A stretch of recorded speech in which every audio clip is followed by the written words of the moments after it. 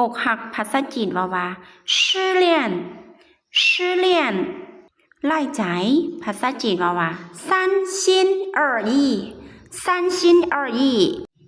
นอกใจ偏心偏心สับสน复杂复杂เจ็บใจ痛心痛心ทนบ่ไหว受不了受不了แอบหักอ่านเลี่ยนอ่านเลี่ยนจิตหนึ่งใจเดียวหรือหักหนึ่งใจเดียวอีซินหยียี่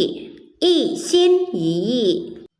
ส่วนภาษาจีนอังกฤษลันซางเปิดเทอมใหม่แล้วหักนักเรียนสุดใหม่เริ่มตั้งแต่มื้อนี้เป็นต้นไปบ่มีพื้นฐานก็สามารถเรียนได้สำหรับท่านใดที่กำลังคิดอยากเรียนภาษาจีนแนะนำเลยที่ศูนย์ภาษาจีนลันซางสนใจเรียนภาษาจีนภาษาอังกฤษติดต่อมาที่เบอร์02052227628หรือติดต่อได้ที่เบอร์02052880599ด่วนเด้อก่อนที่บนหนังจะเต็ม